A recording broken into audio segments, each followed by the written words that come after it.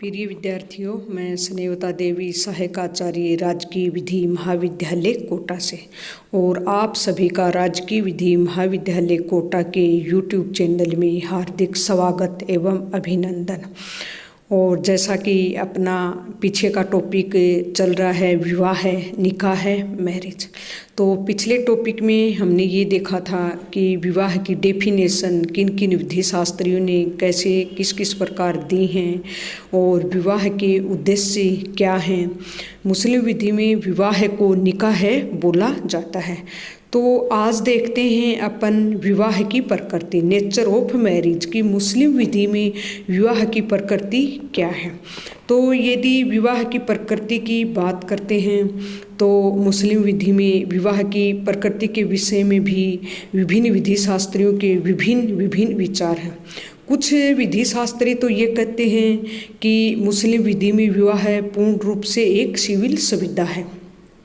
क्या है? पूर्ण रूप से एक सिविल संविदा है कि ये पूर्ण रूप से कॉन्ट्रैक्ट है, सिविल कॉन्ट्रैक्ट है। जबकि अन्य विधि शास्त्री ये कह रहे हैं कि भाई ये धार्मिक संस्कार भी है। तो अब इसमें प्रकृति को लेकर थोड़ा सा मतभेद है, लेकिन यदि आकलन किया जाए तो ये है कि मुस्लिम विवाह का जो समुचित आकलन करने के लिए ये ज़रूरी है कि विभिन्न अवधारणाओं की समीक्षा की जाए कि भाई मुस्लिम विधि को सिविल संविदा क्यों कहा गया है। तो देखते हैं क्या कारण है। कुछ लेखकों और विधि शास्त्रियों ने मुस्लिम विवाह को केवल सिविल संविदा बताया है और उनके अनुसार यह संस्कार नहीं है। ठीक है, रिलीजियस सेक्रीमेंट धार्मिक संस्कार नहीं है। यह विचार इस तथ्य पर आधारित है। क्यों बताया है? क्योंकि वो विचारक ये कहते हैं कि भाई जिस प्रकार एक संविदा के सभी आवश्यक तत्व हैं, जो कि अब आप कॉन्ट्रैक्ट भी पढ़ रहे हो कि एसेंशियल एलिमेंट्स ऑफ कॉन्ट्रैक्ट के आवश्यक तत्व क्या क्या हैं। जो कॉन्ट्रैक्ट के आवश्यक तत्व हैं वो सभी आवश्यक तत्व विवाह में भी हैं, विवाह की प्रकृति में भी पाए जाते हैं। इसलिए मुस्लिम विधि में विवाह को एक सिविल संविदा माना जाता है। जैसे कि अपन उदाहरण देखें कि क्यों किस प्रकार, जैसे कि देखो विवाह में दो पक्षकार होते हैं। एक पक्षकार प्रस्ताव रखेगा जिसको इज्जब कहा जाता है और दूसरा पक्षकार उसको स्वीकृत करेगा जिसको कबूल कहा जाता है। ठीक है, तो ठीक इसी प्रकार कॉन्ट्रैक्ट में भी दो पक्षकार होते हैं। एक पक्षकार प्रस्ताव रखता है और दूसरा पक्षकार उसको स्वीकृत करता है। फिर देखो कॉन्ट्रैक्ट में कोई भी यदि फ्री कंसेंट, कोई भी कॉन्ट्रैक्ट होती है तो फ्री कंसेंट मतलब स्वतंत्र सम्मति होनी चाहिए और कॉन्ट्रैक्ट का निर्माण कभी भी स्वतंत्र सम्मति के बिना नहीं हो सकता। और ऐसी सहमति जैसे परपीड़न है, कपट है, असमय कसरता प्रभावित नहीं होनी चाहिए। ठीक इसी प्रकार एक जो मुस्लिम विधि में शादी है, मैरिज है, वो भी कभी स्वतंत्र सहमति के बिना नहीं हो सकती है। तो दोनों में ये भी बात बिल्कुल सिमिलियर हो गई। प्रस्ताव और स्वीकृति और फ्री कंसेंट स्वतंत्र सहमति दोनों इसके अंतर्गत बिल्कुल यहाँ तक क्लियर हो रहा है। फिर आगे चलो देखते हैं। जैसे कि यदि कोई कॉन्ट्रैक्ट अव्यवसायक की ओर से उसका अभिभावक करता है और जब अव्यवसायक को यह अधिकार होता है कि वह वयस्क होने के बाद मतलब एज ऑफ मेजोरिटी वो प्राप्त कर लेता है, उसके बाद उसे निरस्त कर सकता है। ठीक उसी प्रकार मुस्लिम विधि के अंतर्गत भी यही है कि मुस्लिम विधि के अंतर्गत यदि कोई शादी है, अव्यवसायक की शादी उसके अभिभावक द्वारा की जाती है तो वो वयस्क होने के बाद शादी निरस्त हो सकती है यदि उसकी जो अल्पवयस्कता की अवधि में संरक्षक द्वारा की गई है।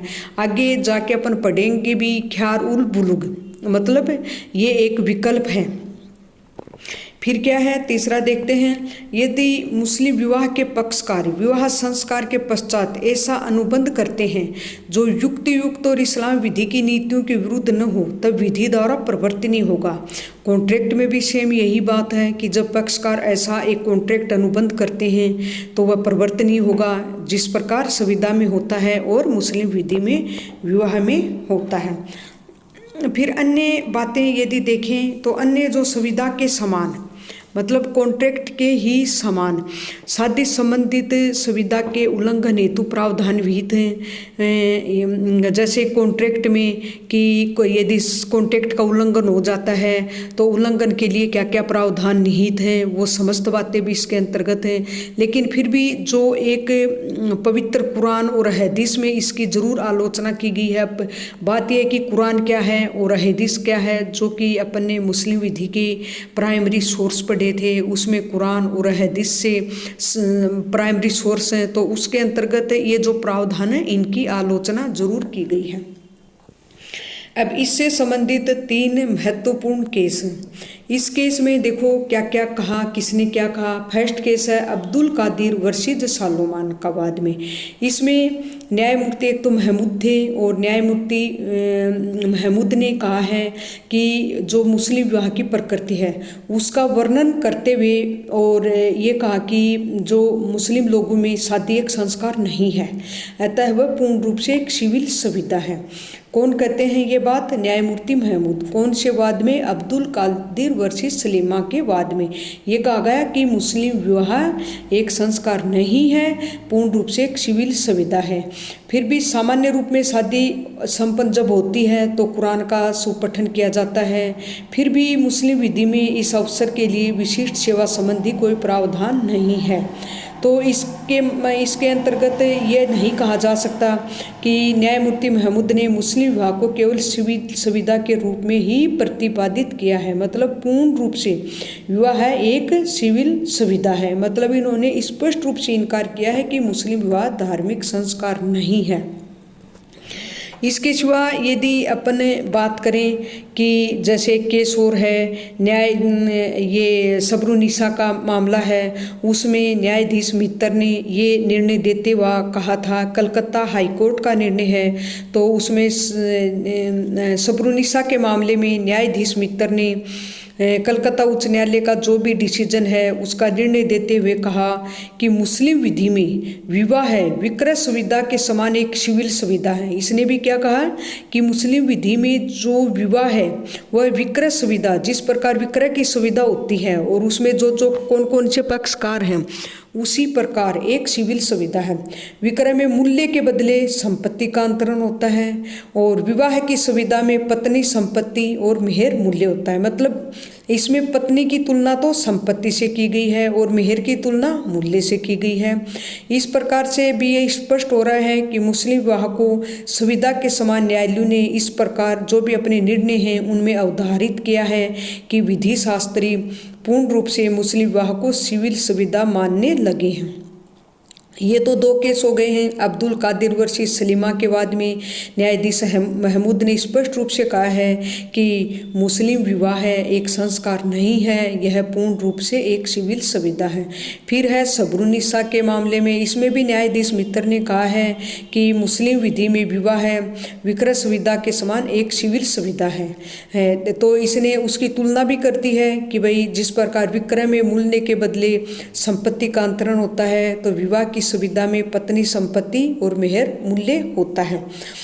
फिर एक विचार ये भी है कि दूसरा जो विचार है, दूसरे जो विधि शास्त्री हैं वो यूँ कह रहे हैं कि विवाह पूर्ण रूप से सिविल सुविधा नहीं है।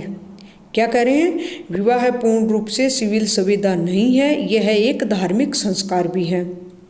ये धार्मिक इसमें से भी संबंधित एक केस है, जैसे अनीस बेगम वर्सेस मोहम्मद इस्तफा, इससे संबंधित एक महत्वपूर्ण केस है।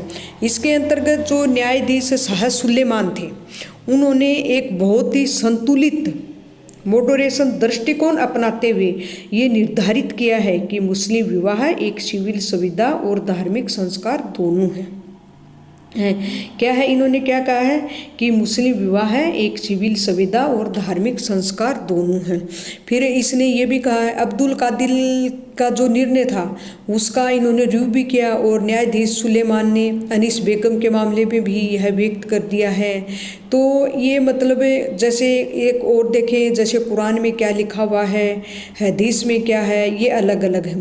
फिर क्या है, जैसे एक मौलवी का विचार भी है, कह रहे हैं कि मुस्लिम विवाह एक सिविल सुविधा ही नहीं है, ये धार्मिक संस्कार भी है, क्योंकि उन्होंने आधिकारिक सामग्री भी इस विषय में भी एकत्रित की है कि विद्वान मुख्य न्यायाधीश ने समय निकाह को संस्कार नहीं कहा है, लेकिन जिस संदर्भ में उन्होंने कहा है तो वो मौलवी के विचारों की पुष्टि की है।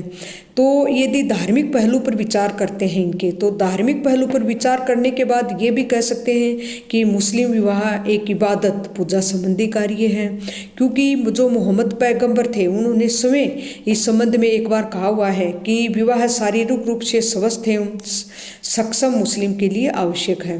तो मतलब कुल मिला के ये कह सकते हैं कि मुस्लिम विवाह पूर्ण रूप से वैसे तो सिविल सुविधा है, लेकिन ये लास्ट का जो केस है अनीस बेगम वर्सेस मोहम्मद इस्तफा के केस में ये कहा गया कि मुस्लिम विवाह सिविल सुविधा और धार्मिक संस्कार दोनों हैं।